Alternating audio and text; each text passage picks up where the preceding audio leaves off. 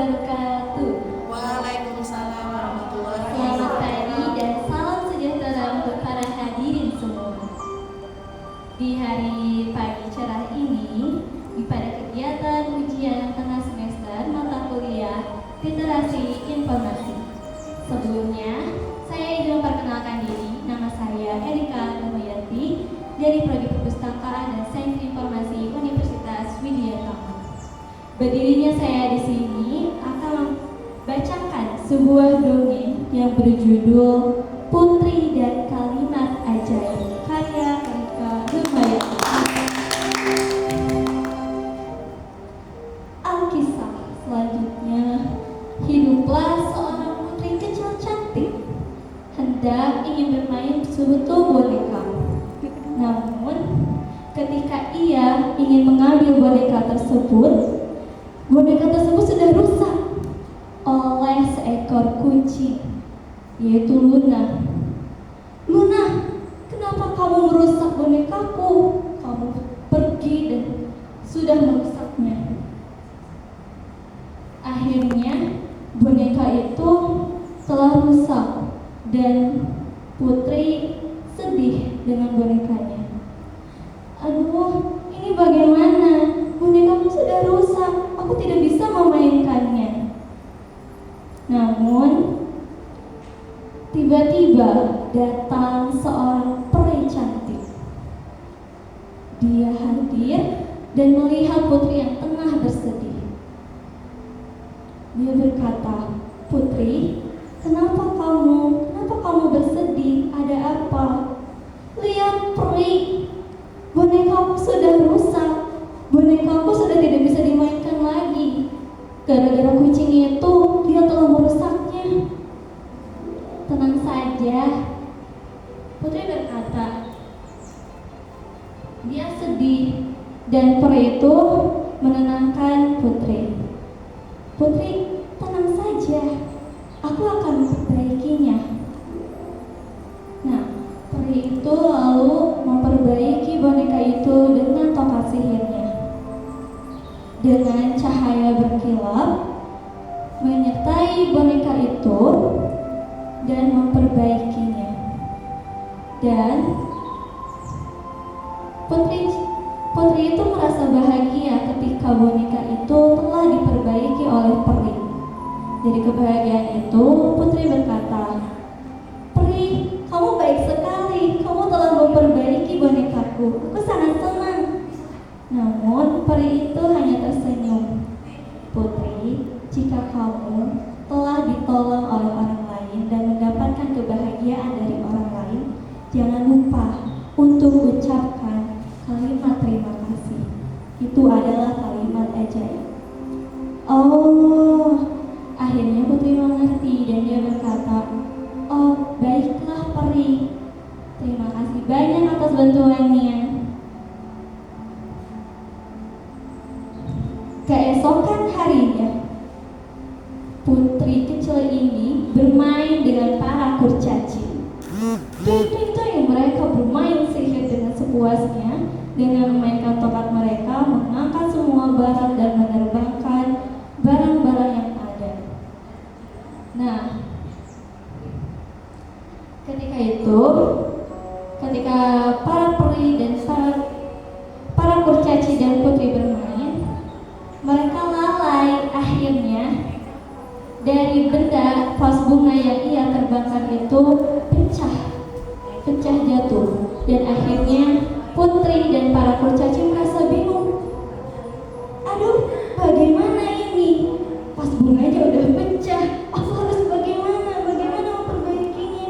Sedangkan kita tidak tahu sihir untuk memperbaikinya." Para kurcaci kebingungan dan para putri pun bingung. Akhirnya dari kerisauan itu, Ibunda Ratu datang. "Kenapa ini pada berisik?" Ketika datang, Ibunda lalu bertanya, "Kenapa?" Para kurcaci dan Putri merasa kebingungan. Mereka harus menjawab apa?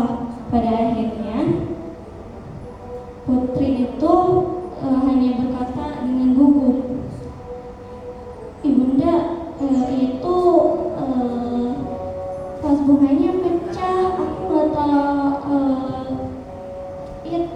tadi dijatuhin.